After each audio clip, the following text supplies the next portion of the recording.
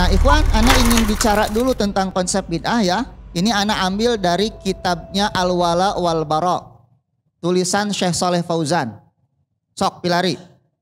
Nah, ini dalam kitab Syekh Saleh Fauzan, beliau mengatakan perbuatan bid'ah itu ada dua bagian. Yang pertama bid'ah di dalam adat kebiasaan seperti tadi. Yang kedua bid'ah di dalam agama. Nah, bid'ah dalam adat kebiasaan kata beliau secara asal hukumnya mubah. Gitu ya. Karena hukum asal dari segala sesuatu al aslu fil asya al ibahah. Gitu. Antum ada yang nulis pakai buku seperti ini, ada yang nulis pakai tablet. Bid'ah tuh iya. Bid'ah secara bahasa. Da zaman Nabi mah aya tablet. Gitu ya, tapi lamun kertas tos aya zaman Nabi. Kemudian Nabi pernah mengirim surat dengan apa? Kertas kan ya, tapi dengan tablet gak ada. Antum bid'ah tah.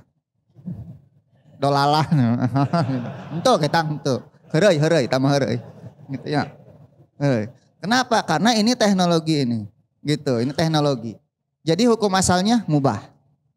Gitu, walaupun nanti penggunaannya bisa positif ataupun negatif, itu mah tergantung yang memakai gitu. Antum nonton Doraemon di dinya, kena naon, tapi nonton teu pararugu, doraka hukumna. Nah, gitu ya. Nah, adapun dalam masalah agama hukumnya haram kata beliau. Hukumnya haram.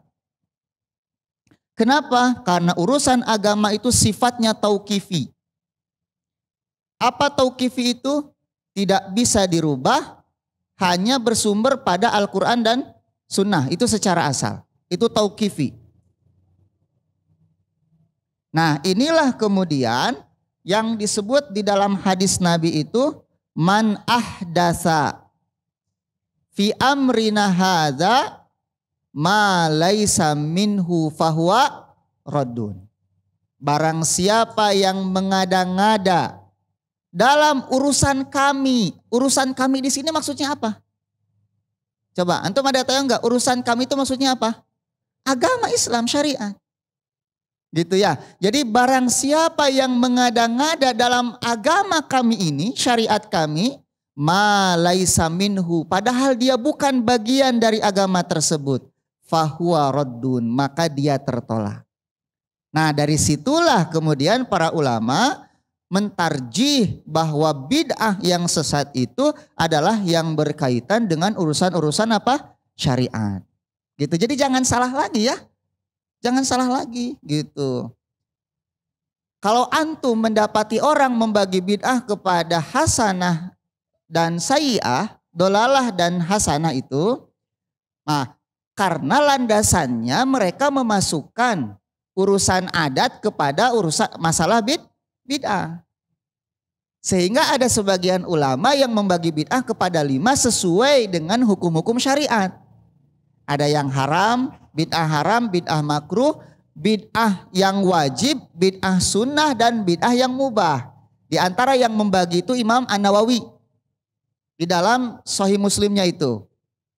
Gitu ya. Nah, kenapa Imam Nawawi sampai berpendapat seperti ini? Karena Imam Nawawi memasukkan masalah-masalah adat tradisi ke dalam urusan bid'ah juga. Gitu, bisa difahami. Nah, jadi seperti itu sebetulnya.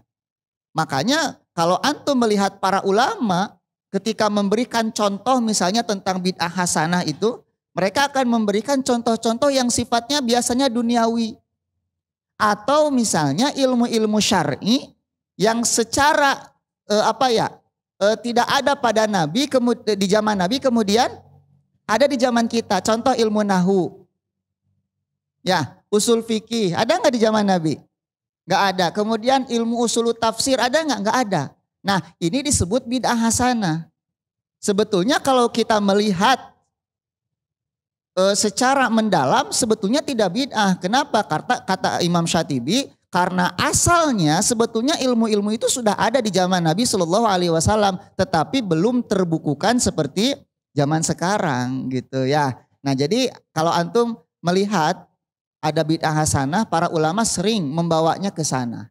Tetapi dalam masalah agama, hal-hal yang kemudian diada-adakan, mereka sepakat bahwa itu adalah sesuatu yang terlarang gitu ya.